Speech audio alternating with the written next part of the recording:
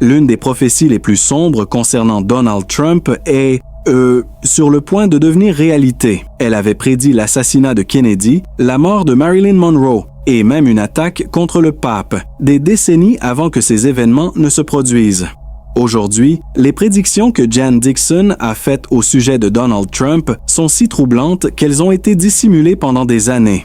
Peu de gens en connaissent les détails. Ce qu'elle a vu implique le pouvoir, la chute, et quelque chose d'encore plus obscur que ce que quiconque aurait pu imaginer. Ces paroles furent consignées, ignorées, puis presque oubliées, mais il est peut-être déjà trop tard. Ce qui arrive pourrait tout changer. Avant d'aller plus loin dans ce que Dixon a vu, prenez un instant pour aimer, partager et vous abonner à notre chaîne Jan Dixon n'était pas une simple voyante lançant des prédictions vagues pour divertir les curieux. Elle inspirait à la fois l'admiration, la peur et la controverse, née en 1904. Elle affirmait avoir reçu le don de prophétie de Dieu dès son jeune âge. Mais contrairement à d'autres qui faisaient leur révélation en silence, les visions de Dixon étaient audacieuses, publiques et terriblement précises. Les prophéties qui ont bouleversé le monde. En 1956, bien avant que quiconque n'imagine une telle tragédie, elle prédit l'assassinat du président John F. Kennedy. Elle décrivit, avec un détail glaçant, l'ascension d'un jeune démocrate qui gagnerait la présidence et mourrait en fonction, victime d'un acte de violence. Lorsque cela se réalisa, en 1963, les moqueries cessèrent. Sa prédiction ébranla tout le pays. Soudain, ces visions ne pouvaient ne plus être ignorées. Ce qui distinguait Dixon, ce n'était pas seulement la justesse de ses prophéties, mais le pouvoir des noms qu'elles concernaient. Président, pape, icône, des événements mondiaux qui semblaient bien au-delà de la portée d'une simple femme et de sa boule de cristal. Elle prédit la mort de Marilyn Monroe, la montée du communisme en Chine et avertit même d'une menace terroriste visant le pape. Tout cela avant que ces faits ne se produisent. Sa renommée grandissait, mais la crainte aussi. Était-elle bénie par Dieu ou touchée par quelque chose de plus sombre? Certains la voyaient comme un instrument divin. D'autres, comme une âme maudite Dixon, fervente catholique, affirmaient souvent que ces visions lui venaient pendant la prière. Cette union de la foi et de la prophétie donnait à ses paroles un poids immense, surtout parmi les Américains chrétiens qui la considéraient comme une messagère venue du ciel. Pendant des décennies, Jan Dixon marcha sur une ligne ténue entre conseillère spirituelle et prophétesse redoutée. Et lorsqu'elle tourna son regard vers l'avenir de l'Amérique, ce qu'elle vit troubla même les esprits les plus sceptiques. Si vous êtes encore là, dites-moi, pensez-vous que ces visions étaient divines ou dangereuses? Partagez votre avis dans les commentaires. Les réunions secrètes. Mais derrière chaque gros titre et chaque prédiction publique, circulaient des rumeurs d'autre chose, des consultations privées dont les journaux ne parlèrent jamais. Jan Dixon n'était pas une simple curiosité populaire. Elle devint une confidente silencieuse pour certaines des figures les plus puissantes du monde. On raconte que des politiciens, des célébrités et même des dignitaires étrangers organisaient des rencontres secrètes avec elle, cherchant des conseils capables d'influer sur le cours de l'histoire. Imaginez la scène, une pièce faiblement éclairée, une voiture gouvernementale garée dehors et un assistant nerveux conduisant un sénateur ou un magnate dans la modeste maison de Dixon à Washington. Là, loin des caméras et du regard du public, des avenirs étaient pesés, des avertissements donnés, et peut-être des destins subtilement modifiés.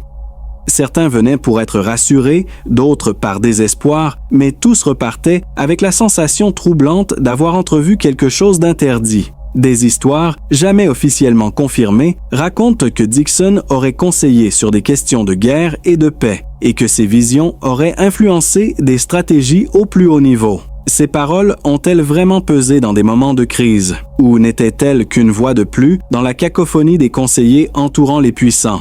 Nous ne le saurons sans doute jamais, mais une chose est certaine, lorsque le pouvoir écoutait, l'histoire changeait parfois de trajectoire. Et vous, que feriez-vous si vous aviez la chance d'entendre votre propre avenir de la bouche de Jan Dixon? Voudriez-vous le savoir, ou préféreriez-vous rester dans l'ombre? Dites-le moi dans les commentaires.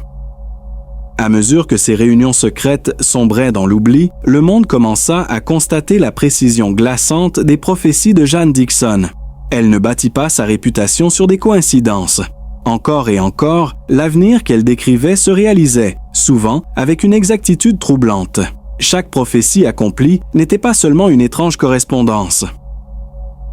Elle avait des conséquences bien réelles, semait la peur et laissait chacun se demander comment une femme pouvait savoir autant, si longtemps à l'avance. L'une de ses prédictions les plus célèbres et les plus effrayantes concernait le président John F. Kennedy. En 1956, des années avant même qu'il ne se lance dans sa campagne, elle déclara dans le magazine Parade qu'un jeune démocrate aux yeux bleus gagnerait la Maison-Blanche en 1960, mais mourrait en fonction. Elle laissa même entendre qu'il serait assassiné. Quand Kennedy fut abattu à Dallas en 1963, cet article refit surface dans tout le pays. Les gens furent stupéfaits. Ce n'était ni vague ni un coup de chance. Elle l'avait bel et bien prédit, et la nation prit note. Mais ce n'était que le début. Dixon annonça aussi la fin tragique de la plus brillante étoile d'Hollywood, Marilyn Monroe. Elle décrivit une actrice belle, tourmentée, qui connaîtrait une mort soudaine et mystérieuse. Ces mots résonnèrent à nouveau lorsque Monroe fut retrouvée morte en 1962, dans des circonstances qui alimentent encore aujourd'hui les théories du complot. Puis, en 1965, Dixon avertit qu'il y aurait une tentative d'assassinat contre le pape Paul VI. Cette même année, lors de sa visite aux Philippines, un homme se précipita sur le pape, un couteau à la main, mais fut arrêté juste à temps. Dixon l'avait annoncé, et cela faillit bel et bien se produire. Ses visions touchaient à la politique, au divertissement, à la religion et même aux puissances mondiales. Toutes ne se réalisèrent pas, mais celles qui le furent étaient si précises et si puissantes qu'on ne pouvait les balayer d'un revers de main. Ce n'était pas de la chance, ce n'était pas le hasard. On avait l'impression que quelque chose ou quelqu'un lui révélait ce qui n'était pas censé être connu. En passant au chapitre suivant, posez-vous cette question. Si vous connaissiez l'avenir, chercheriez-vous à le changer ou l'accepteriez-vous, aussi sombre soit le chemin qui vous attend? La vision de la figure dorée. Parmi toutes les visions que Jane Dixon a consignées, il y en eut une qu'elle n'expliqua jamais complètement en public. Ses proches racontent qu'elle l'a reçue vers la fin de sa vie, alors que sa santé déclinait, mais que ses visions, elles, devenaient plus nettes que jamais. Elle parla d'une figure dorée s'élevant de l'ouest, un homme entouré d'une lumière aveuglante, adoré par les foules, mais dirigé par des mains invisibles guidant chacun de ses gestes. Dixon décrivit comment cet homme apparaîtrait pour rendre espoir à un peuple divisé, mais que sa puissance viendrait de forces qu'il ne comprend pas. À l'époque, ces paroles semblaient être une énigme, que personne ne parvenait à résoudre. Mais au fil des années, alors que le monde observait les transformations de l'Amérique, ses adeptes commencèrent à se demander « Se pouvait-il que cette vision ait annoncé Donald Trump ?» Pour Dixon, les symboles n'étaient jamais de simples symboles. L'or n'était pas seulement une couleur, il représentait la tentation, la richesse et l'illusion d'un salut trompeur. Dans l'une de ses dernières lettres, elle parla d'un dirigeant qui brille d'or mais est forgé dans la tempête. Ces mots, oubliés pendant des décennies, refont aujourd'hui surface et résonnent avec une étrange justesse. Les tours de Trump scintillaient de cette même teinte dorée que Dixon décrivait. Son ascension fut aussi inattendue qu'inarrêtable, captivant des millions de personnes persuadées qu'il avait été envoyé pour défier l'ordre établi. Et pourtant, Dixon avertissait qu'un tel personnage apporterait à la fois renouveau et jugement, qu'à travers lui surviendrait une grande épreuve de foi pour l'Amérique. La figure dorée était-elle une promesse ou un avertissement? Et si c'était bien Trump, qu'est-ce que cela signifie pour l'avenir? Au fur et à mesure que nous avançons, la frontière entre prophétie et réalité devient de plus en plus floue. La prophétie de Trump, les notes de Jane Dixon datant de la fin des années 1970 contiennent une mention énigmatique que beaucoup de chercheurs pensent liée directement à Donald Trump. Dans une entrée datée de 1979, elle écrivit « Un dirigeant s'élèvera lorsque l'aigle dormira, sa voix fera trembler les nations. Sa couronne ne sera pas gagnée par droit de naissance, mais par la persuasion et le spectacle. » Elle poursuivit. Il promettra de rendre la République grande à nouveau, mais sous son règne, le serpent de la division s'éveillera. Ces mots, longtemps ignorés, prennent aujourd'hui une résonance glaçante, rendre la République grande à nouveau. C'est étrangement proche du slogan que Trump utilisera plusieurs décennies plus tard. Dixon affirmait souvent que ses visions ne portaient même pas sur des noms ou des visages précis, mais sur des symboles révélant les schémas spirituels profonds derrière les événements. L'aigle endormi, par exemple, représentait une Amérique affaiblie, fière mais épuisée, vulnérable à la manipulation.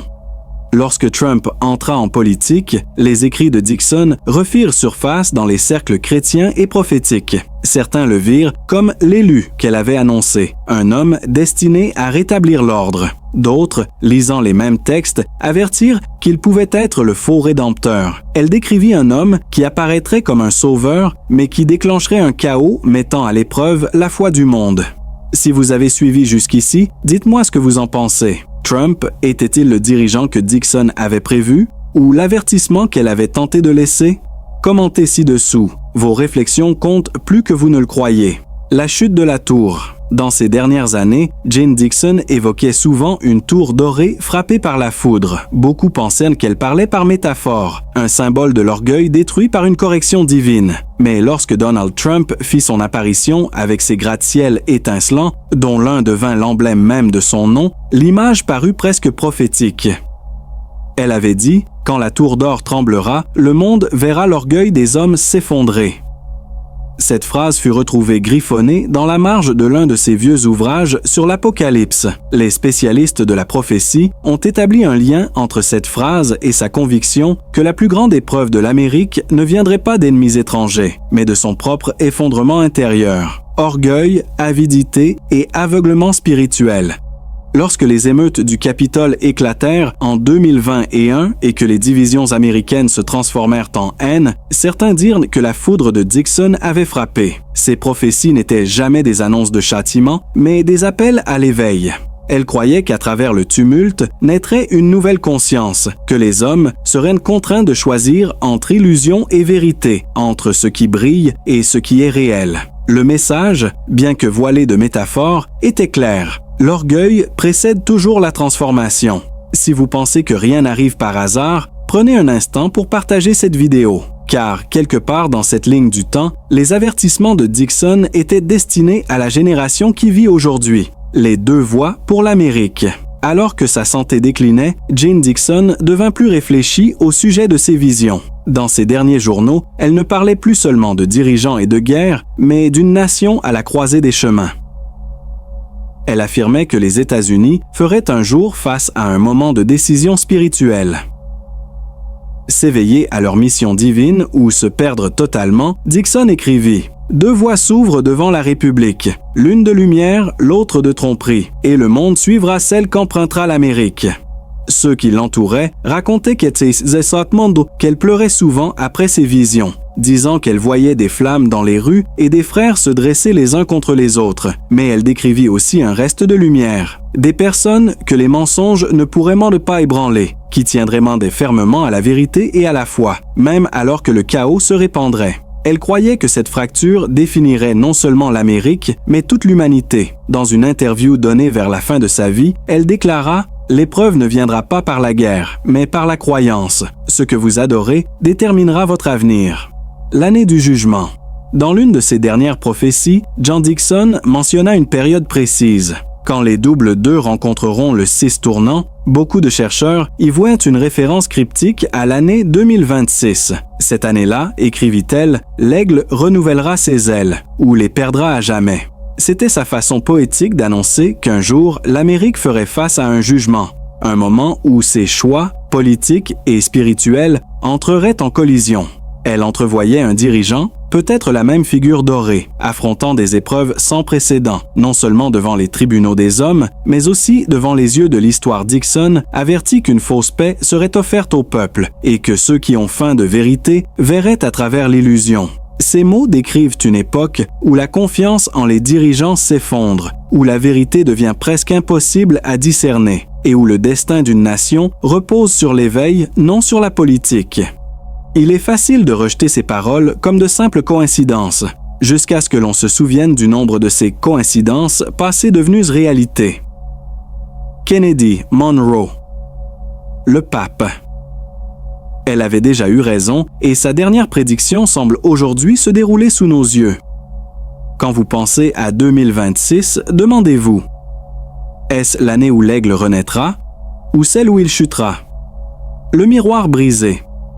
Il existe une étrange note dans les écrits de Dixon que même ses plus proches collaborateurs ne comprirent pas à l'époque.